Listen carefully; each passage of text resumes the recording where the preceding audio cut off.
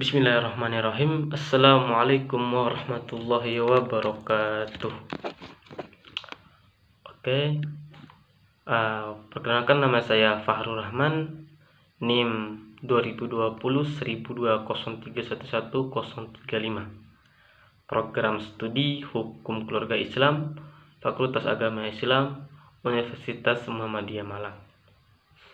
Oke teman-teman, pada video sebelumnya saya telah membahas terkait dengan etika profesi hukum yang ada di Indonesia. Nah, pada video kali ini saya akan membahas serta akan menganalisis suatu permasalahan pelanggaran kode etik profesi di Indonesia juga.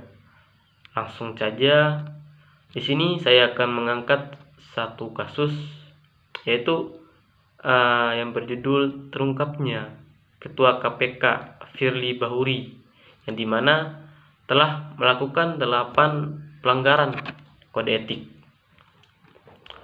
Oke, langsung saja. Dilansir dari suara.com, yang dimana Brigjen Endar Priantoro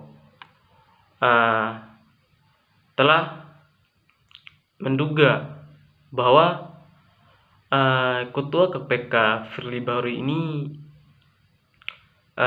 melakukan pelanggaran kode etik, yang dimana telah dilaporkan ke Dewan Pengawasan KPK. Kemudian mantan anggota DPD DKI Jakarta periode 2004 sampai 2009, Marwan Batubara, juga menyebutkan bahwa sudah ada 8 kasus pelanggaran kode etik sejak Firly Bahuri ini menjabat sebagai Ketua KPK. Namun, ia menilai pelanggaran ini hanya diproses sampai dengan tahap Dewan Pengawas dan tidak ada tindak lanjutnya, seperti apa yang dikatakan oleh Brigjen Endar Priantoro tersebut. Nah, adapun 8 pelanggaran yang telah dilakukan oleh Firly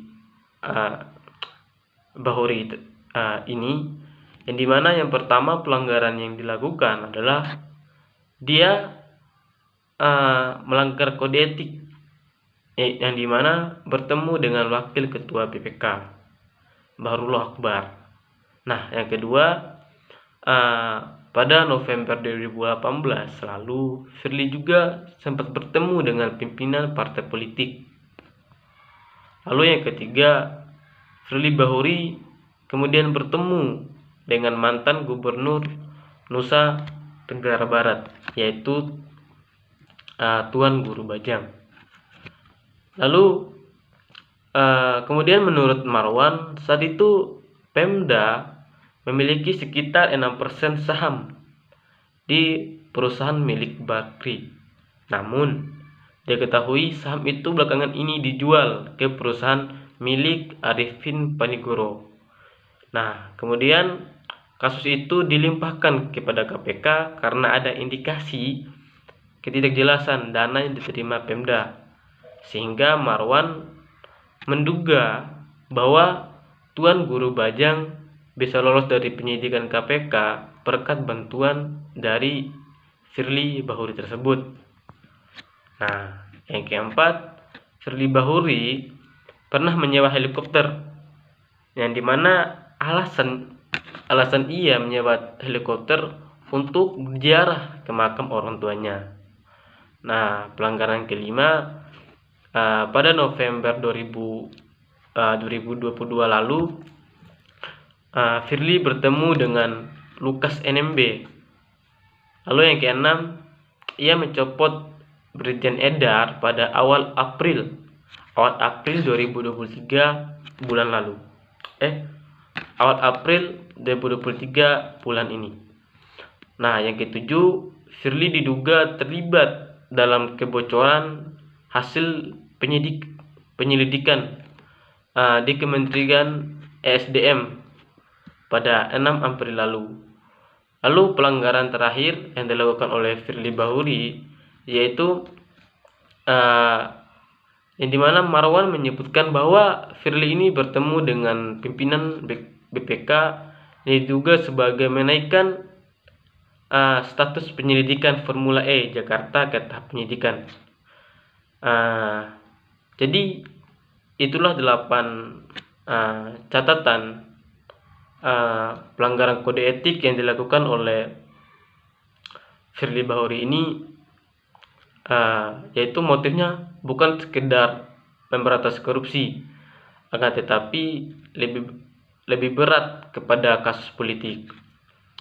Tutun Marwan Batubara saat sedang menjadi pembicara pada webinar yang berjudul Bersihkan KPK dan Kepentingan Politik.